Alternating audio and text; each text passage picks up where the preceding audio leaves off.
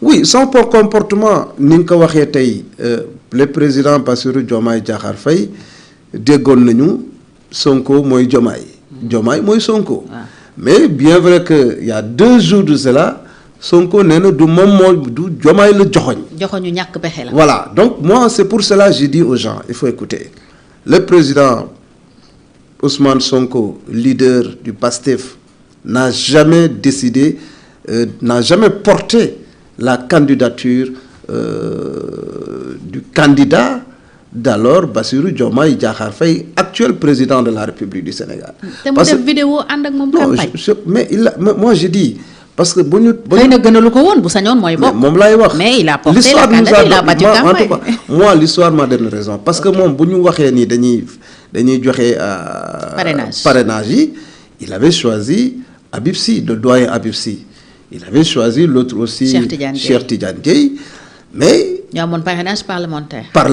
Xam nga ñooñu dafa wóor na ñooñu dañuy jàll. mais comme on dit yàlla mooy fal.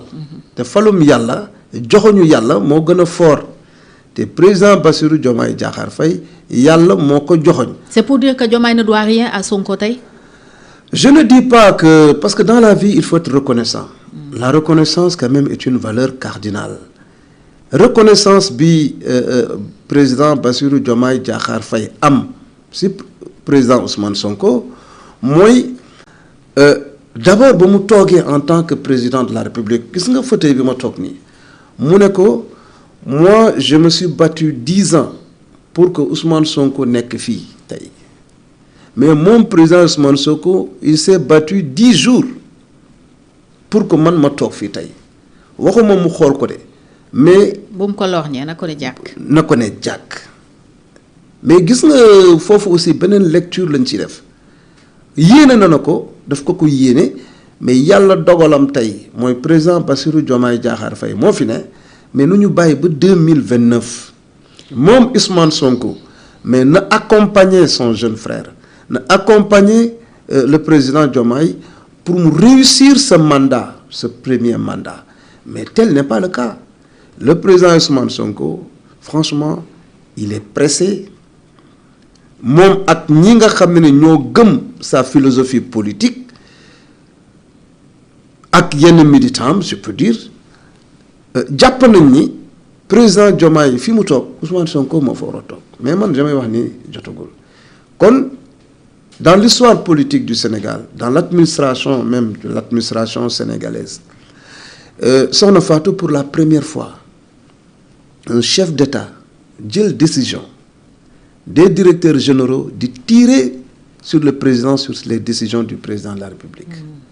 En tout cas man en tant que fonctionnaire de l'État jàngal nañ ma lu ñuy wax la législation la déontologie l'administration c'est le respect de la hiérarchie quels que soient nos désaccords et ce respect de la hiérarchie mooy li nga xam ne tey jii la constitution wax na ko constitution sénégalaise mooy suñu charte mooy li nga xam ne ni tey moo ñu tënk ñun ñëpp maanaam les 3 pouvoirs exécutif judiciaire comme législatif mais fexe ba nga xam ne ni ku nekk sa prérogative fu mu yem mais bu ñu ñëwee tey jii xool le comportement du président Ousmane Sonko mu bëgg a indi lu ñuy wax parti état parti mais le président Diomaye yaakaar naa ni foofu la désaccord bi am wax naa la ni sànq li mu ko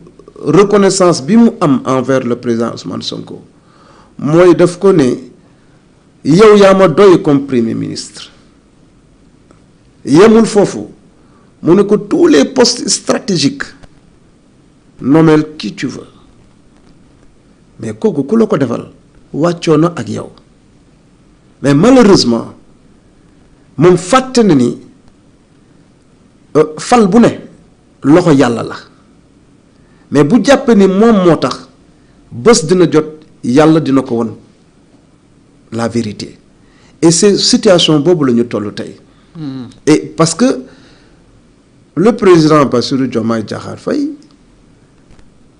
mais doomu aadama la dafa bokk ci famille am famille am ay relation yoo xam ne ak ñeneen ñoo xam ne ni ça n'a rien à voir avec la politique mais am na nu ñuy doxalee ak moom heureusement que il a de la retenue président Bassirou Diomaye Diakhar Faye nit ku dal la nit ku dul wax te président Bassirou Diomaye Diakhar Faye dama gis ci moom un Senghor gis ci moom un Abdou Diouf gis ci moom un Macky Sall waaye mu am un Abdoulaye Wade bu laqatu ci moom mooy bu waree def face il fera face et quand le président Ousmane Sonko taxaw di wax ni problème d'autorité et que le président doit prendre ses autorités ses responsabilités mais voilà. kon président Diomaye tey dafa nar a taxaw woon ko ne réew mi am na autorité. mais absolument. alors est-ce que loolu mooy firndeel déclaration bi mu def keroog wax ni saa fit na dootu fi naanee ñeex. xam nga am na aussi yeneen. xam nga boobu pour moi. lépp yoo xam ne lépp na ko mais Pastef ni ñu déggee loolu mooy wor la rek dafa wor Sonko ba noppi tey di ko diaboliser. nan ngeen di tontoo ci yooyu. dans l'histoire politique du Sénégal. Quand on parle de manipulation, de diabolisation, comme on dit, Ousmane Sonko est le premier. Amul lu mu waxul fii ci réew mi ci kaw ay autorité mais moi je dis tey bu trahison di am très franchement man jàpp naa ni ñoom d'abord muy Ousmane Sonko ak ñiy gëm sa philosophie ñoom ñoo njëkk a trahir la confiance des Sénégalais parce que 54% yooyu man wóor na ma ni. nu mu dee 30% 10 déclaration Ousmane Sonko tax nañu votel Bassirou Diomaye Diakhar Faye. 30. je peux dire dama wax ni 54% yooyu mën nañu jàpp ni que 30% bokk nañ ci ñi fal Diomaye ndax la déclaration du président Diomaye Ousmane Sonko parce que Ousmane Sonko moo wax ni man maay Diomaye mooy man kon ñii yaakaaroon ni ñii jàppoon ni Ousmane moo war a nekk seen président kon bu waxee lii ñoom dinañu ànd ak. mu teg ci ne sax Diomaye ma gën. wax na. il avait dit ça. mais waaye yàggul. d'accord léegi yeneen 44 yi nag à peu près lu tax ñu voté. non mais c'est-à-dire non 50 moo waxee peut-être 14.